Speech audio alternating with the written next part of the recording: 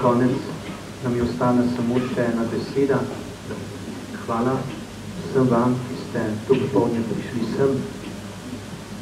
Rad pa bi se zahvalil tudi vsem tistim, ki ste pomagali, pa žrtvovali svoje ure, za to, da smo res lahko v tej uri uživali, pa ne samo to, se duhovno bogatili. Hvala otrokom v otroškem zboru, ki so prihajali na vajo, mladinskemu zboru, recitatorjem, še posebej pa hvala Dominiku, ki je prav za to popoldne pripravil 6 novih pesmi, ki ste jih slišali, pa Janezu in Emilu, ki sta pomagala Dominiku pri spremljavi. Ob izhodu vam bodo otroci, pa nekateri starejši otroci, za spomina ta dan na to srečanje podarili skromen šopek. Bojimo se, da jih bo premalo, pa upam, da morda tiste, ki ne boste dobili tega šopka, ne boste zamerili. Še enkrat hvala lepa.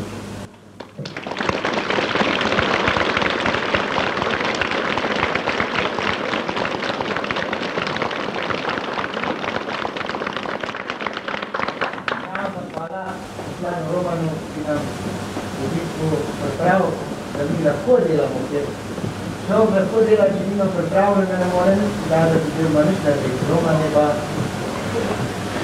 bo to zahvalil in lahko tudi Primožu, je Rimski zbor vabil in pa še en Roman, ko pa Rimski zbor.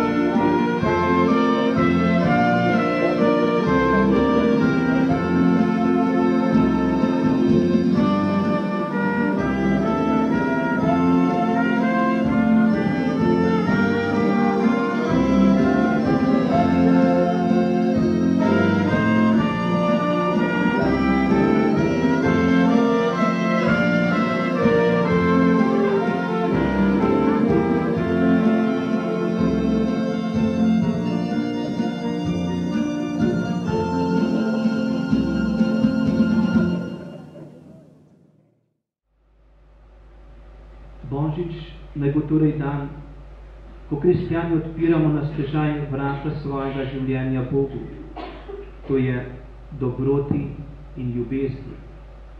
Kajti, kodar je dobrota in ljubezen, tam je Bog. Je mogoče na zemlji kaj večjega, kot nositi v svojem srcu Boga.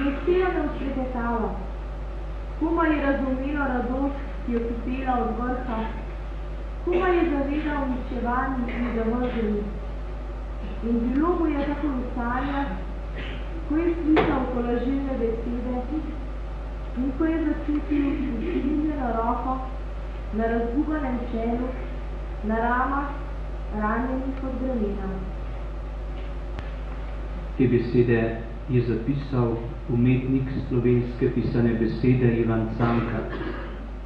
Nim kaj dodajati, tako globoko sežejo v človekovo srce. V njih se kot v zrcalu razodevajo bolečine človeških duš, ki v trpljenju, temi, negotovosti ali obupu iščejo luč in smisel. Vstopimo ta večer v vrsto teh, ki nosijo v svojih prstih ubogo srce. Vstopimo v to vrsto vsi. Mož in žena, ki v krizah in radostih zakona iščeta podobo prave ljubezni. Oče in mati, ki trepetata za usodo svojih otrok, ki stojijo na pragu življenja. Pa fant in dekle, ki krepenita po zvesti in čisti ljubezni. In stari oče in stara mama, ki se čutita osamljena in odrinjena, ker imajo otroci preveč drugih skrbi. Otroci, ki uživate v brezskrbnosti svojega otroštva. Vstopi v vrsto teh ubogih delavec, ki te ubija hrup tovarniškega stroja in enoličnost tekočega traku. in mati, ki trpiš ob delovni mizi, ker so otroci prepuščeni cesti. Še posebej pa povabljen ti, ki kljub dobri volji in vedno novemu začenjanju padaš pod težo in slastjo greha. Ti, ki ti je bolezen prekrižala življenjske načrte in ti, ki okušaš grenkobo kruha, ki ga reže tujina. To vabilo naj bo obenem božično voščilo gospoda župnika in moje. Vsem, ki ste ta večer tukaj, vsem vernim in tudi nevernim naše župnije. Že desetletja odmeva po cerkvah širom sveta pesem, brez katere ni prave polnočnice. Koliko solz je že posušila, kolikim zalepila iskro vere in koliko je zaustavila na cesti obupa. To ve samo Bog. Naj tudi nocoj pride ta pesem iz dna naših ubogih src. Sveta noč, blažena noč.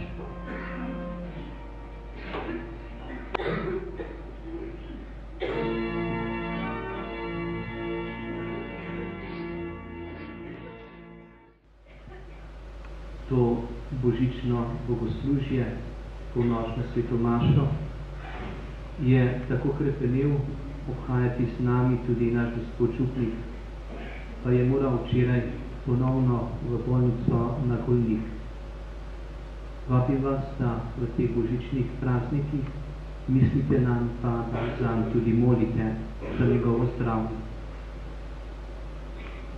Po naših domovih je tudi mnogo ostarelih in bolnih, ki ne morajo v teh dneh priti v cerkev. Prav je, da jim omogočimo vsaj malo božičnega doživetja, srečanja z Bogom. Kdor ima doma stare, bolne ali onemogle, naj to sporoči v župnišču, da bodo tudi ti prejeli Kristusa, ki prihaja med nas pod podobo kruha. Jutri pa so svete maše zjutraj ob 7, ob 11 in ob 6 zvečer. Večerna maša bo v cerkvi, dopoldanski maši pa bosta spodaj v kapeli. Lepo pozdravljene, drage mame, pa tudi tisti redki dragi očetje, ki ste prišli na to 4. praznovanje materinskega dneva. Mislim, da je ena od misli današnjega programa tudi nekako tale. Bodočnost človeštva je sloni na materah in človeštvo bo obstajalo v 21. stoletju, če bo imelo trdne matere. S to željo, da bi matere zares svoje poslanstvo, ki vam ga je dal Bog, izpolnjevale z veseljem, pa če tudi je mnogokrat težko. S to željo pravzaprav vsako leto prirejamo to praznovanje materinskega dneva. Pa naj spregovorijo danes pesmi, recitacije in pa tudi slike.